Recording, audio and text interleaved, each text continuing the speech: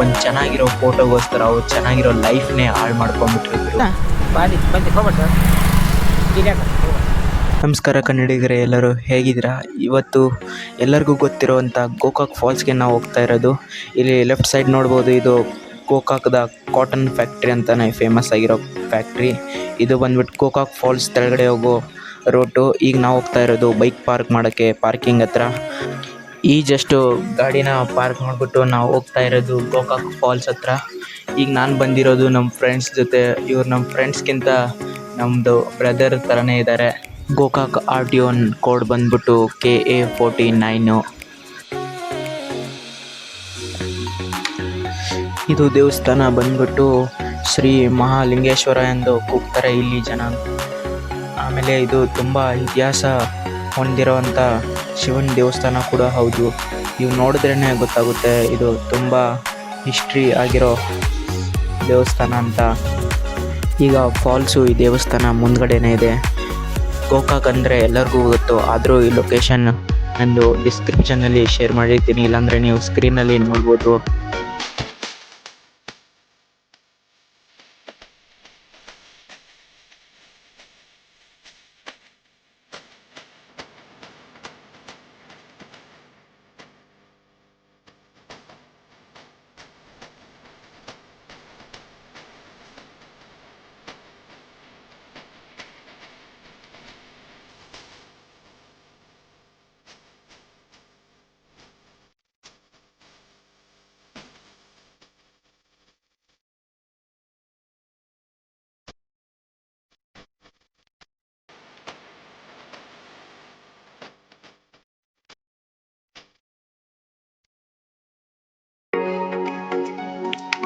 Actually Gokak falls feet ಬಂದ್ಬಿಟ್ಟು 52 feet ಗುರು. ಇಲ್ಲಿಂದ ಕೆಳಗೆ ಹಾರಿದವರು ಇಲ್ಲಿ 3 ಜನ ಇದ್ದಾರೆ. ಯಾಕಂದರೆ ಅವ್ರು ಯಾಕೆ ಹಾರಿರ್ಬೋದು, ಏನು ಸೂಸೈಡ ಅಲ್ಲ ಗುರು, ಒಂದು ಚೆನ್ನಾಗಿರೋ ಫೋಟೋಗೋಸ್ಕರ ಅವ್ರು ಚೆನ್ನಾಗಿರೋ ಲೈಫ್ನೇ ಹಾಳು ಮಾಡ್ಕೊಂಡ್ಬಿಟ್ಟಿದ್ರು.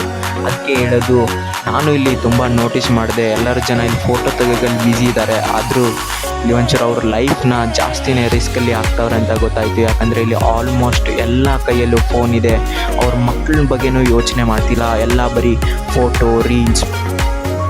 ಆ್ಯಕ್ಚುಲಿ ನಾವು ಕೆಳಗೆ ಹೋಗೋಕ್ಕೂ ಟ್ರೈ ಮಾಡೋಣ. ಯಾಕಂದರೆ ಇಲ್ಲಿಂದ ಗೋಕಾಕ್ ಫಾಲ್ಸ್ ಹೋಗ್ಬಿಟ್ಟು ಗೂಗಲ್ ಫಾಲ್ಸ್ ಆಗ್ತಿದೆ. ಎಲ್ಲ ನೋಡ್ತೀವಿ, ಜನನೂ ಜಾಸ್ತಿ ಇದೆ.